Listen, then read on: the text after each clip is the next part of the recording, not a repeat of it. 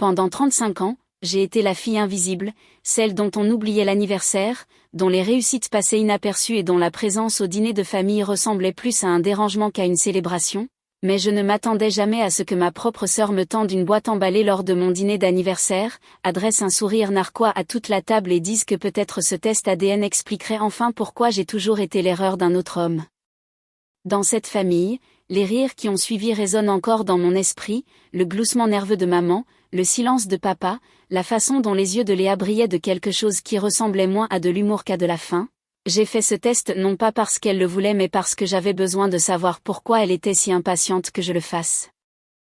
3 mois plus tard, le notaire de notre famille a convoqué une réunion urgente et quand maman et Léa sont entrées et m'ont vue assise là avec mon propre avocat, leurs visages sont devenus livides. Elles pensaient m'enterrer avec ce test ADN mais elles ne savaient pas qu'elles creusaient leur propre tombe. Avez-vous déjà découvert que les gens censés vous aimer complotaient contre vous depuis le début? Je m'appelle Émilie Chevalier, j'ai 35 ans, je suis une analyste financière qui a bâti sa carrière grâce à la discipline et la détermination, des qualités que j'ai développées parce que personne dans ma famille ne m'a jamais rien donné alors que ma sœur cadette Léa recevait des éloges simplement pour exister. J'ai appris très tôt que mes accomplissements seraient accueillis au mieux par de l'indifférence, au pire par des critiques. Le trajet vers la maison de mes parents m'a semblé plus long que d'habitude ce soir-là. 3 mois s'étaient écoulés depuis les funérailles de papa et ce serait la première fois que je revenais pour ce que maman appelait un petit dîner d'anniversaire. Je ne m'attendais pas à une fête, j'avais cessé d'espérer cela il y a des années mais quelque chose dans la voix de maman au téléphone avait semblé étrange, trop enjoué, trop décontracté comme si elle lisait un script écrit par quelqu'un d'autre. Quand j'ai franchi la porte d'entrée, la première chose que j'ai remarquée ce sont les rires. Maman et Léa étaient assises à la table de la cuisine feuilletant une brochure de vacances, discutant de stations balnéaires et de forfaits spa. 3 mois après avoir enterré leur mari et père, elles planifiaient des escapades tropicales. Le chagrin qui avait consumé les funérailles semblait s'être entièrement évaporé. J'ai posé la bouteille de vin que j'avais apportée et j'ai embrassé maman sur la joue. Elle a légèrement tressailli avant de se reprendre avec un sourire trop large. Léa n'a même pas pris la peine de se lever, agitant juste ses doigts dans ma direction sans quitter des yeux la brochure. Pendant le dîner, j'ai essayé de poser des questions sur la lecture du testament. Cela faisait 3 mois, bien plus long que le délai habituel. La fourchette de maman s'est arrêtée à mi-chemin de sa bouche. Nous ne sommes tout simplement pas prêtes, ma chérie, encore en deuil, a-t-elle dit en jetant un coup d'œil à Léa qui a habilement redirigé la conversation vers sa récente promotion au travail. Je les ai regardés échanger des regards tout au long du repas, des coups d'œil rapides et nerveux qui portaient des conversations entières que je n'étais pas censée comprendre. Elles coordonnaient quelque chose, j'en étais certaine. La conversation du dîner tournait entièrement autour de Léa, des exploits de ses enfants, de la nouvelle voiture de son mari, de ses projets de rénovation de cuisine. Quand maman a enfin reconnu mon existence, ce fut avec une seule question, toujours dans le même cabinet comptable. Avant que je puisse répondre, Léa l'a interrompu avec une autre histoire sur elle-même, mais ce soir-là semblait différent de la négligence habituelle. Léa continuait de m'observer avec une expression que je n'arrivais pas tout à fait à lire, de l'anticipation peut-être, comme un chat regardant une souris s'approcher d'un piège. Maman a bu plus de vin que je ne l'avais jamais vu consommer, ses yeux fuyant les miens chaque fois que j'essayais de les croiser. Puis est venu le cadeau. Léa a fait glisser une boîte emballée sur la table, ses lèvres s'étirant en un sourire qui n'atteignait pas ses yeux. Joyeux anniversaire Émilie, je pensais que cela pourrait t'aider à répondre à certaines questions que tu te poses probablement depuis toujours. À l'intérieur se trouvait un kit de test ADN, peut-être que cela expliquera enfin pourquoi tu as toujours été si différente du reste d'entre nous, a dit Léa, sa voix dégoulinant d'une fausse douceur. Qui sait quel secret se cache dans tes gènes? Tu devrais vraiment l'envoyer, ne veux-tu pas savoir qui tu es vraiment? La table a éclaté de rire, mais j'ai remarqué les mains de maman tremblant autour de son verre de vin, ses jointures blanches contre le pied du verre, et la plaisanterie de Léa semblait répéter, livrée avec la précision de quelque chose pratiqué devant un miroir. Cette nuit-là, je n'ai pas pu dormir, je me suis retrouvée dans mon ancienne chambre fouillant dans des boîtes que je n'avais pas touchées depuis des années. Au fond de mon placard, j'ai découvert une enveloppe déjà ouverte, le contenu négligemment fourré à l'intérieur. La poussière autour avait été déplacée récemment. À l'intérieur se trouvait une photo de moi bébé tenue par un homme que je n'avais jamais vu auparavant. Au dos de l'écriture de ma mère, il y avait 2 mots: pardonne-moi. J'ai tout photographié avec mon téléphone, puis j'ai pris le kit ADN que Léa m'avait donné et j'ai pris une décision. J'allais l'envoyer non pas parce que ma sœur le voulait mais parce que j'avais besoin de comprendre pourquoi elle était si impatiente, que je découvre que je n'étais pas vraiment une chevalier, quel que soit le Piège que Léa tendait. J'avais l'intention de le trouver avant qu'il ne me trouve. J'ai posté le kit de test ADN dès le lendemain matin. L'entreprise promettait des résultats sous 4 à 6 semaines, alors j'ai utilisé ce temps pour faire mes propres recherches. J'ai commencé par la photo l'homme inconnu tenant le bébé que j'étais, la demande de pardon de ma mère écrite au dos. J'ai scanné son visage cherchant une quelconque ressemblance avec des gens que mes parents avaient connus, mais je n'ai rien trouvé. La qualité de l'image était trop mauvaise pour qu'un logiciel de reconnaissance faciale puisse aider, alors j'ai attendu et j'ai observé et j'ai prêté attention à chaque regard nerveux que ma mère m'adressait lors de nos brefs appels téléphoniques. Les résultats sont arrivés un mardi après-midi, exactement 5 semaines après avoir envoyé mon échantillon. J'ai ouvert l'email à mon bureau pendant le déjeuner, m'attendant à la confirmation de ce que j'avais déjà commencé à soupçonner. Ce que j'ai trouvé était à la fois plus simple et plus compliqué que je ne l'avais imaginé. Aucune relation biologique détectée avec les échantillons de référence de la famille Chevalier. Les mots s'affichaient sur mon écran comme un verdict.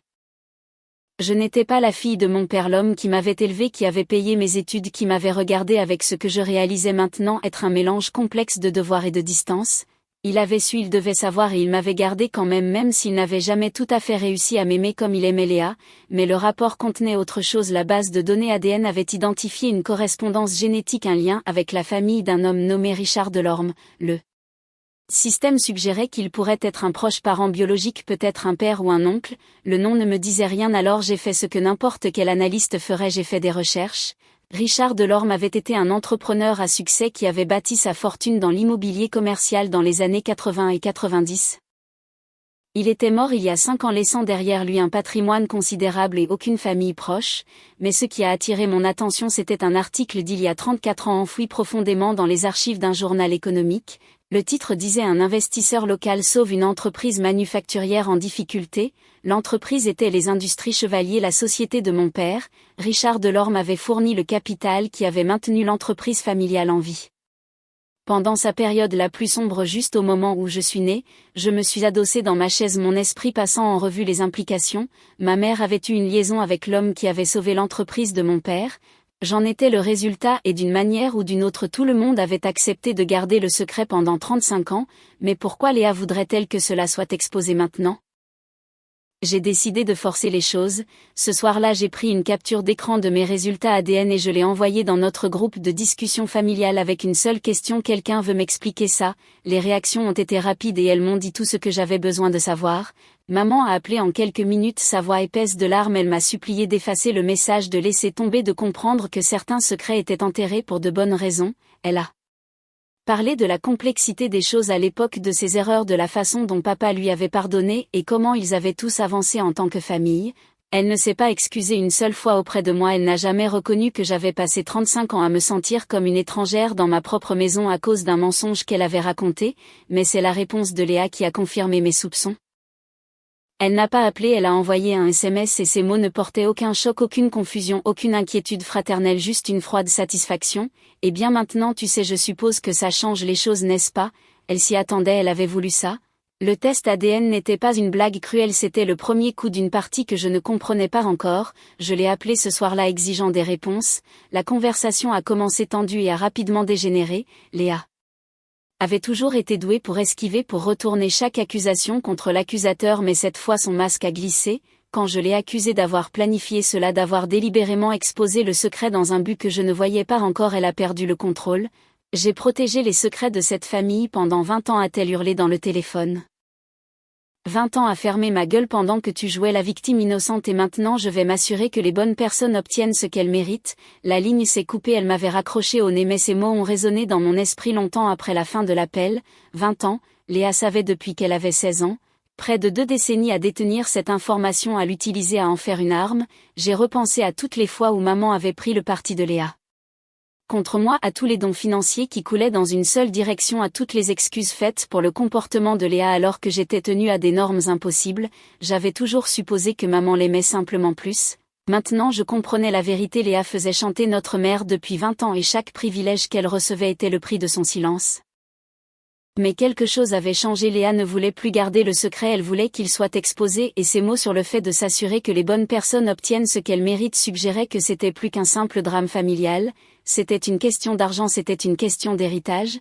J'ai commencé à poser des questions prudentes aux amis de la famille des gens qui connaissaient mes parents depuis des décennies, ce que j'ai appris m'a glacé le sang, l'une des amies les plus proches de ma mère a mentionné presque après coup que Léa avait posé des questions sur des avocats spécialisés en succession il y a plusieurs mois avant même que papa ne tombe malade.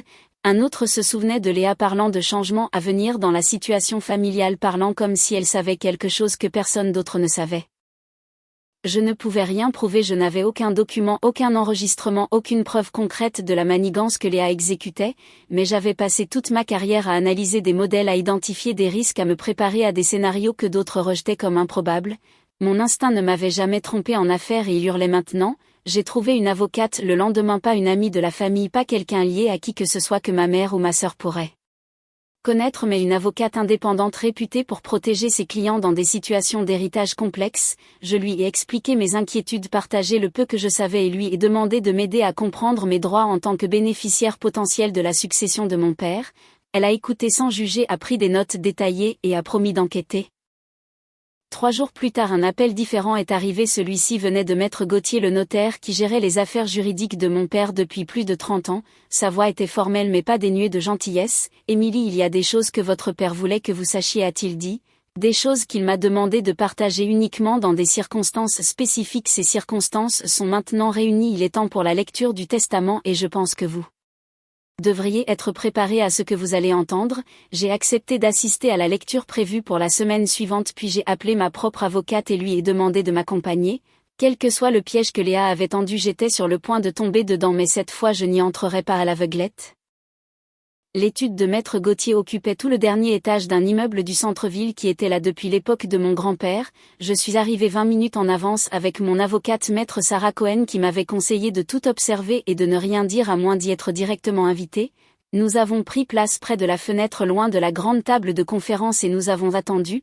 Maman est arrivée ensuite, semblant avoir vieilli de 10 ans au cours du mois passé. Son visage était pâle, ses mains agrippaient son sac à main comme une bouée de sauvetage et elle évitait complètement mon regard en prenant place à l'autre bout de la table. Elle savait que quelque chose allait arriver, la question était de savoir si elle savait exactement quoi. Léa a fait son entrée 5 minutes avant l'heure prévue et la transformation de son attitude m'a tout dit. Elle rayonnait pratiquement d'anticipation, vêtue de son tailleur le plus cher, son maquillage parfait, son sourire à peine contenu.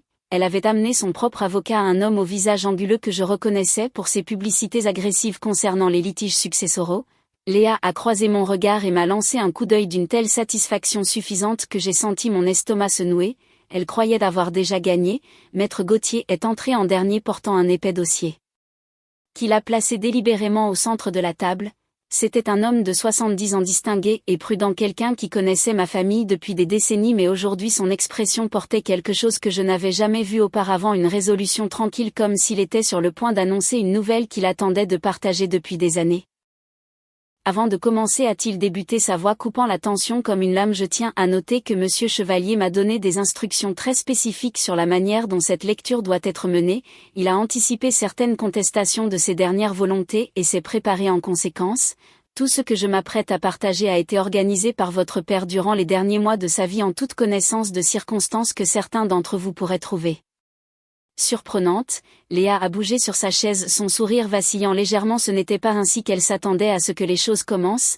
Maître Gauthier a ouvert le dossier et a commencé à lire. Je sous-signais Robert Jacques Chevalier, saint de corps et d'esprit, déclare ceci comme étant mes dernières volontés et testaments.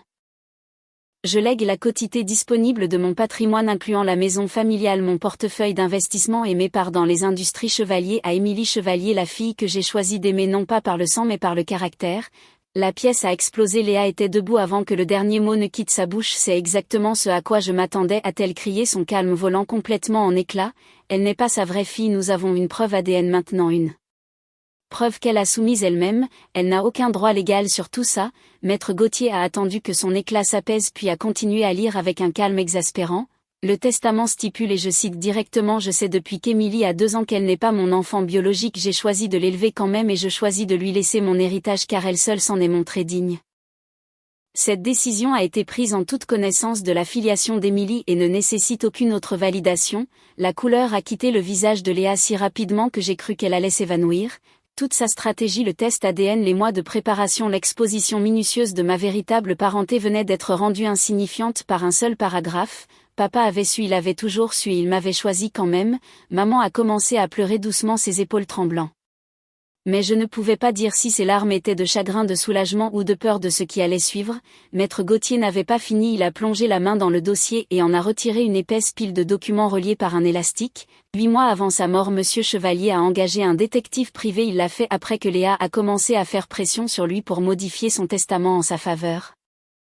L'enquêteur avait pour instruction de documenter toute activité pouvant indiquer une tentative de manipulation de la répartition du patrimoine. Il a fait glisser les documents sur la table vers Léa qui les regardait comme s'ils allaient la mordre.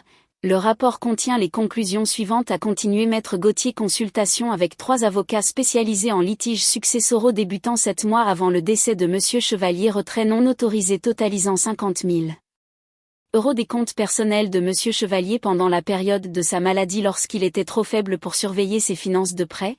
Multiples conversations avec des amis de la famille concernant, et je cite, les transcriptions des changements à venir dans la situation familiale et s'assurer que les bonnes personnes obtiennent ce qu'elles méritent. Chaque point atterrissait comme un coup de marteau.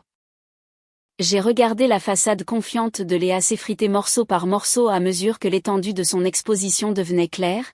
Et enfin Maître Gauthier a dit, sa voix prenant un ton plus dur, l'enquêteur a documenté l'achat d'un kit de test ADN acheté en ligne 3 semaines avant l'anniversaire d'Émilie, expédié à l'adresse personnelle de Léa et emballé pour être offert lors d'un dîner de famille.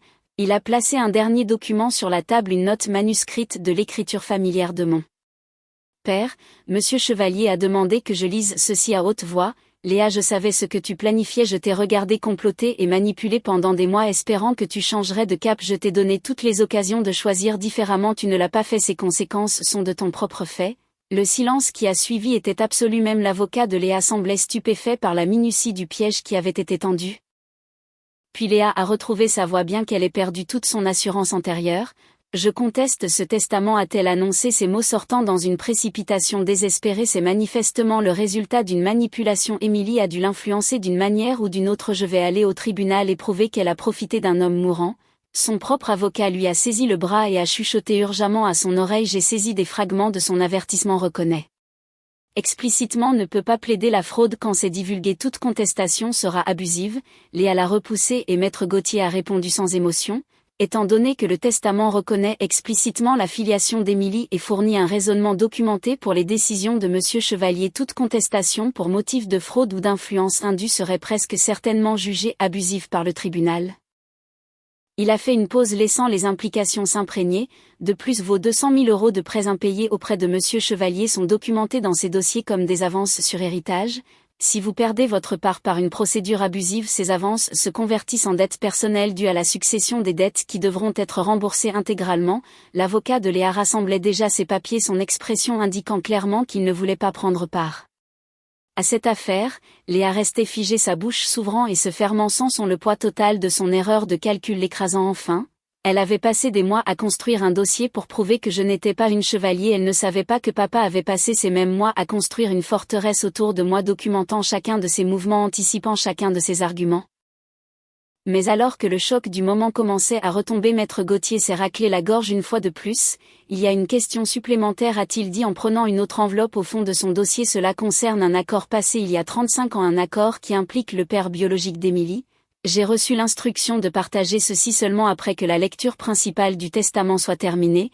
J'ai senti mon cœur s'arrêter, le secret qui avait tout déclenché était sur le point de faire surface et cela changerait tout ce que je croyais savoir sur qui j'étais vraiment.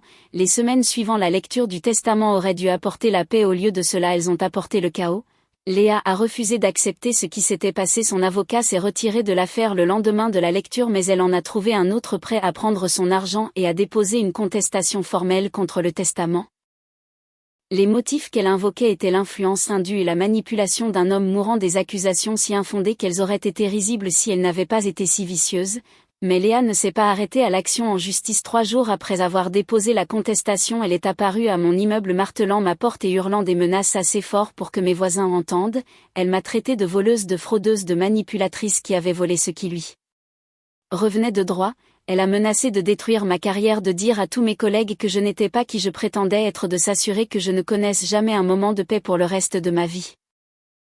Ce qu'elle n'a pas remarqué dans sa rage, c'était la caméra de sécurité installée au-dessus de ma porte. L'immeuble les avait installés 2 ans plus tôt avec des panneaux clairement affichés indiquant enregistrement en cours à chaque étage. Toute sa tirade a été capturée en vidéo haute définition avec le son.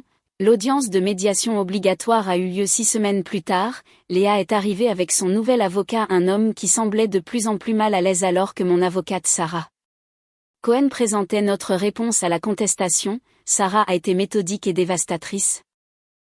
Elle a commencé par le rapport du détective privé que papa avait commandé documentant le stratagème de Léa depuis ses tout premiers stades. Elle a suivi avec les images de sécurité de la visite menaçante de Léa à mon appartement, puis sont venus les SMS des dizaines d'entre eux montrant un schéma de harcèlement et d'intimidation qui avait augmenté régulièrement depuis la lecture du testament. Enfin, elle a présenté des preuves de l'histoire de 20 ans de manipulation émotionnelle de Léa, compris des déclarations d'amis de la famille qui avaient été témoins de son comportement au fil des décennies. Le juge a écouté tout cela avec une expression de dégoût croissant. Quand l'avocat de Léa a tenté d'argumenter que la preuve ADN montrait que je n'avais aucun droit légitime sur le domaine, le juge l'a coupé. Le testament reconnaissait explicitement ma filiation, a-t-il noté. Le défunt avait exprimé ses volontés clairement en pleine connaissance de tous les faits pertinents. Il n'y avait aucune fraude à découvrir car rien n'avait été caché. Il a rejeté la contestation comme abusive. Léa a perdu sa part restante de l'héritage, les 200 000 € qu'elle avait empruntés à papa au fil des ans précédemment documentés comme avance sur son héritage, se sont convertis automatiquement en dette personnelle due à la succession. En l'espace d'un seul après-midi, Léa est passée de l'attente de tout hériter à devoir plus d'argent que ne valait sa maison. J'ai observé son visage alors que le juge rendait le verdict. Pendant juste un instant, j'ai vu quelque chose sous la colère, une lueur de la petite sœur dont je me souvenais de l'enfance avant que la jalousie et le sentiment que tout lui était d'une lait durci en quelqu'un que je ne reconnaissais plus, puis c'est parti remplacé par une fureur froide alors qu'elle sortait en trombe de la salle d'audience sans un mot. Maman est venue me voir ce soir-là, elle semblait plus petite que je ne l'avais jamais vue diminuer par le poids des secrets qu'elle avait portés pendant 35 ans. Elle s'est assise sur mon canapé avec une tasse de thé qu'elle n'a jamais bu et elle m'a finalement dit la vérité. Richard Delorme n'était pas un étranger apparu brièvement dans la vie de ma mère, c'était l'ami le plus proche de mon père, son colocataire à l'université, le témoin au mariage de mes parents. Quand mes parents ont découvert que papa était stérile, leur mariage a failli s'effondrer sous la pression. Maman voulait désespérément des enfants, papa se sentait comme un échec. Ils se sont séparés pendant presque un an, période durant laquelle maman a trouvé du réconfort auprès de Richard, la seule personne qui les comprenait tous les deux, qui les aimait tous les deux, qui voulait les aider à trouver une voie. Quand maman a découvert qu'elle était enceinte, tous les trois ont pris une décision. Ensemble, Richard se retirerait complètement, ne me revendiquant jamais comme si elle n'interférant jamais dans mon éducation. Papa m'élèverait comme sa fille, me donnant son nom et sa protection, et Richard aiderait à sauver les industries Chevalier qui étaient en faillite à l'époque, fournissant le capital qui a maintenu notre entreprise familiale en vie. 2 avocats ont été témoins et ont documenté l'accord, maître Gauthier pour mes parents et un autre avocat pour Richard. Ils ont établi des conditions spécifiques pour ce qui se passerait si la vérité éclatait un jour. Maman a pleuré en me racontant cela. Elle a dit qu'elle avait toujours eu l'intention de me le dire un jour mais que le bon moment n'était jamais venu. Elle a admis que la découverte du secret par Léa à 16 ans avait tout changé, donnant à sa fille cadette un levier qu'elle a utilisé impitoyablement pendant 2 décennies. Elle s'est excusée pour le favoritisme, pour la négligence, pour avoir laissé la peur façonner la façon dont elle traitait ses propres enfants. J'ai écouté sans l'interrompre. Quand elle a fini, je n'ai pas offert de réconfort, je lui ai simplement dit que j'avais besoin de temps pour digérer tout ce qu'elle avait dit. Le lendemain, maître Gauthier a appelé pour expliquer la dernière pièce du puzzle. L'accord signé il y a 35 ans incluait des conditions de déclenchement spécifiques pour un fonds de dotation que Richard Delorme avait établi à mon nom. Le fonds s'activerait si l'une des 2 conditions était remplie, ma relation non biologique avec Monsieur Chevalier étant formellement reconnue dans une procédure judiciaire ou le testament de Monsieur Chevalier faisant explicitement référence à ma filiation. Lors de sa lecture, la lecture du testament avait satisfait la seconde condition, notifiant automatiquement l'avocat de Richard de libérer le fonds. Richard était mort il y a 5 ans mais il avait passé des décennies à construire ce fonds pour moi, il l'avait alimenté régulièrement observant ma vie à distance. Il avait promis de se tenir à l'écart, ne tendant jamais la main mais ne détournant jamais le regard. Son avocat a livré un paquet contenant les documents du fonds et une lettre que Richard avait écrite peu avant sa mort. J'ai lu ces mots seul dans mon appartement, les larmes coulant sur mon visage. Il a écrit qu'il ne pouvait pas être mon père dans la vie parce qu'il avait fait une promesse et qu'il était un homme qui tenait ses promesses, mais il m'avait observé de loin, vu mes remises de diplôme, suivi ma carrière, observé comment j'étais traité par la famille qu'il avait aidé à créer. Il Voyait comment je luttais, comment j'étais négligée, comment je me construisais pour devenir quelqu'un de fort malgré le peu de soutien reçu. Sa lettre disait que ce n'était pas de la culpabilité, c'était de la fierté. J'étais sa plus grande réussite même si je ne savais pas qu'il existait. Dans les jours qui ont suivi, j'ai pris des décisions sur la façon de gérer tout ce que j'avais hérité. J'ai examiné personnellement les registres financiers de la succession et confirmé que Léa avait retiré 50 000 € des comptes de papa durant ces derniers mois quand il était trop malade pour s'en apercevoir. Selon le droit français, cela constituait un abus de faiblesse, une infraction passible de poursuite. J'avais tout à fait le droit de porter plainte. Au lieu de cela, j'ai choisi une voie différente. Par l'intermédiaire de mon avocate, j'ai offert un choix à Léa: rembourser les 50 000 € sous un an ou faire face à des poursuites pénales, combinées avec les 200 000 qu'elle devait déjà et la perte de son héritage. Cela l'obligerait à vendre sa maison et à recommencer de zéro, mais elle n'irait pas en prison, elle aurait une chance de se reconstruire si elle était prête à la saisir. Pour maman, j'ai établi une modeste allocation mensuelle sur la succession, assez pour couvrir ses besoins de base, pas assez pour maintenir le style de vie auquel elle s'était habituée. Elle devrait déménager, s'adapter, vivre avec les conséquences de choix faits il y a longtemps. Ce n'était pas du pardon, c'était des limites avec des conséquences. La différence comptait pour moi. Dans le paquet de Richard Delorme, sous les documents juridiques et la lettre expliquant 35 ans d'observation à distance, il y avait une chose de plus, une petite boîte en bois que je n'avais pas encore ouverte. Je n'étais pas prête, mais je savais que ce qui était à l'intérieur représentait une vie d'amour d'un père qui avait choisi de rester à l'écart pour que je puisse avoir une famille, même si cette famille ne m'avait jamais mérité. 3 mois ont passé avant que je trouve le courage d'ouvrir la boîte en bois. Elle est restée sur ma table de chevet pendant les dernières procédures judiciaires, pendant la vente de mon appartement, pendant toutes les décisions qui allaient remodeler ma vie. Certaines nuits je la prenais et la tenais, sentant son poids dans mes mains, sachant que ce qui était à l'intérieur représentait quelque chose de précieux, d'un homme que je n'avais jamais rencontré, mais je n'étais pas prête. J'avais besoin de finir de devenir la personne qui méritait de le recevoir. Le matin où je l'ai enfin ouverte était banal, un dimanche de fin de printemps, le café refroidissant sur le comptoir de la cuisine, la lumière du soleil entrant par des fenêtres que j'avais choisies moi-même. J'ai soulevé le couvercle lentement et à l'intérieur j'ai trouvé une montre. Elle était vieille, manifestement bien portée, le bracelet en cuir assoupli par des décennies d'utilisation. Le cadran était simple, pas de complications fantaisistes, pas de marque de luxe, juste un artisanat honnête qui avait résisté à l'épreuve du temps. Sous la montre gisait une note pliée, écrite d'une écriture que je n'avais jamais vue auparavant, mais que je reconnaissais d'une certaine manière comme m'appartenant. J'ai porté ceci chaque jour, Émilie. Chaque fois que je la regardais, je pensais à toi. Je me demandais si tu étais heureuse, si tu étais aimée, si tu devenais la personne que je croyais que tu pourrais être. La réponse à ces 2 premières questions était souvent non, et je ne pouvais pas intervenir. C'était le prix de ma promesse, le coût de te donner une famille qui, je l'espérais, te traiterait mieux qu'ils ne l'ont fait.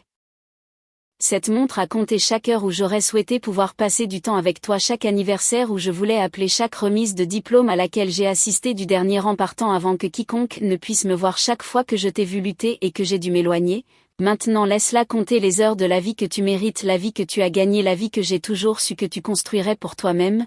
J'ai tenu la montre contre ma poitrine et j'ai pleuré, non pas les larmes de deuil auxquelles je m'attendais, mais tout autre chose, la libération d'une solitude que j'avais portée pendant 35 ans sans en comprendre la source. J'avais passé toute ma vie à me sentir invisible, mal aimée, comme si quelque chose clochait fondamentalement chez moi qui me rendait indigne de l'affection que les autres recevaient si facilement. Maintenant je comprenais que je n'avais jamais été seule, quelqu'un m'avait observé, se souciant de moi, fier de moi, m'aimant d'une distance dont je ne soupçonnais pas l'existence.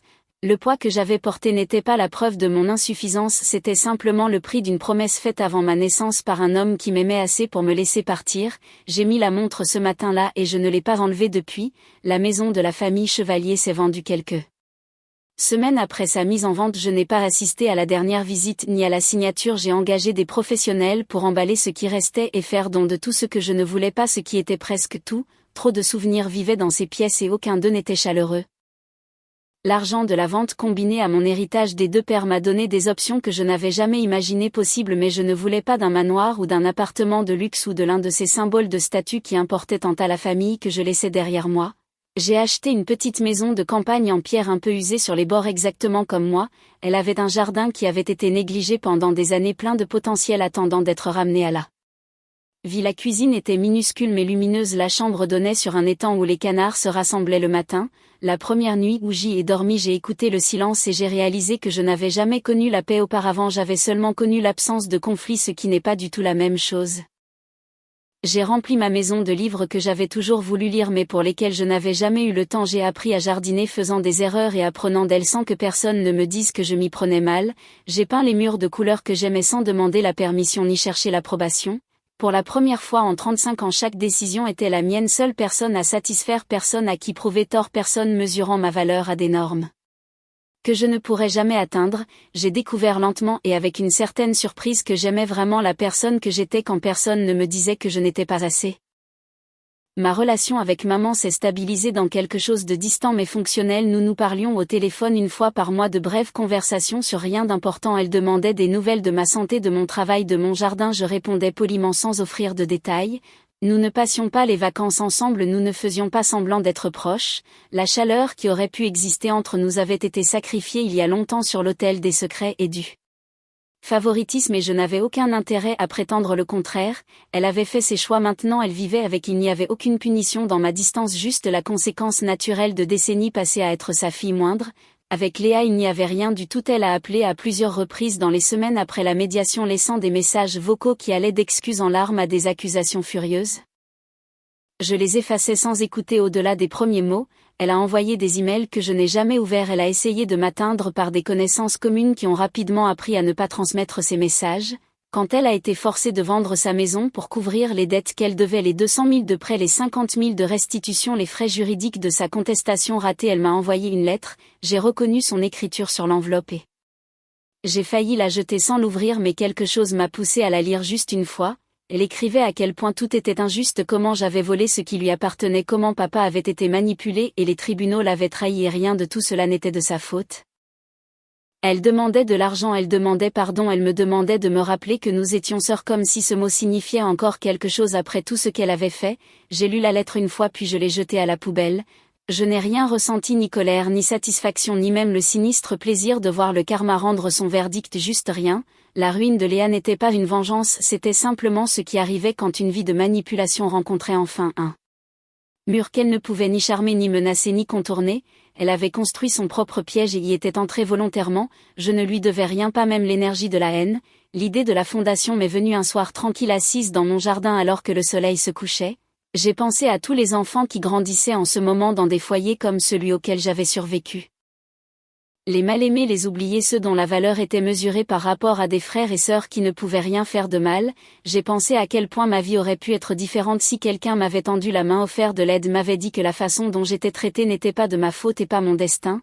Je l'ai nommée la fondation de l'Orme Chevalier, honorant à la fois le père qui m'a élevé sachant que je n'étais pas de son sang et le père qui m'a aimé à distance. Il a choisi de garder la fondation, fournit une thérapie, des bourses pour les adultes guérissant de traumatismes familiaux, un mentorat de carrière pour ceux qui reconstruisent leur vie après avoir échappé à des systèmes toxiques et un soutien d'urgence pour quiconque a besoin d'aide pour s'en sortir.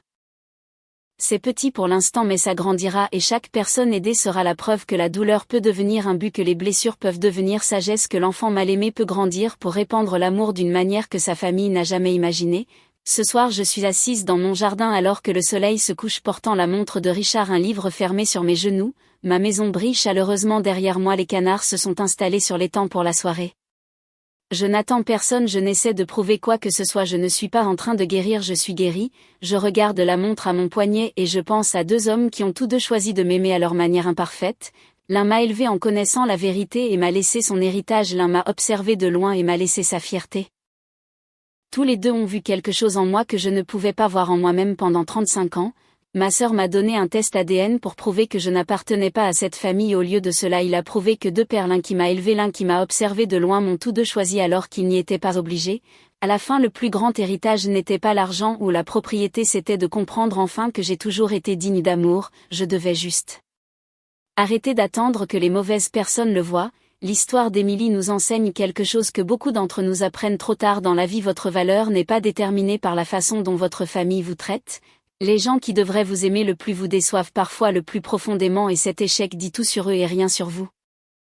Si vous avez grandi comme l'enfant oublié, le mal-aimé, la fille qui ne pouvait jamais être à la hauteur, peu importe ses efforts, s'il vous plaît entendez ceci, leur incapacité à voir votre valeur était leur aveuglement, pas votre défaut. Cette histoire nous rappelle aussi que les secrets et la manipulation finissent par s'effondrer sous leur propre poids. Léa a passé 20 ans à construire une forteresse de mensonges et de combines croyant assurer son avenir. Au lieu de cela, elle construisait ça propre prison, la vérité finit toujours par faire surface et quand elle le fait, ceux qui ont bâti leur vie sur la tromperie se retrouvent sans rien de solide sur quoi se tenir, mais peut-être que la leçon la plus importante est celle-ci: la guérison ne nécessite pas de vengeance. Émilie n'a pas détruit sa sœur, elle a simplement cessé de la protéger des conséquences, elle n'a pas puni sa mère, elle a simplement établi des limites. Il y a un pouvoir profond à choisir la paix plutôt que la vengeance, à s'éloigner entier plutôt que de rester pour se battre. Parfois la plus grande victoire est de construire une belle vie et de laisser cela être votre réponse à tous ceux qui ont douté de vous. Si cette histoire a touché votre cœur, si vous vous êtes vu dans le combat d'Émilie ou si vous aimez simplement les histoires de justice et de guérison, j'espère que vous vous abonnerez à cette chaîne pour ne jamais manquer une autre histoire comme celle-ci. Laissez un commentaire ci-dessous et dites-moi, avez-vous déjà découvert un secret de famille qui a tout changé ou avez-vous dû établir des limites avec des gens qui étaient censés vous aimer? Vos histoires comptent et j'adorerais les entendre.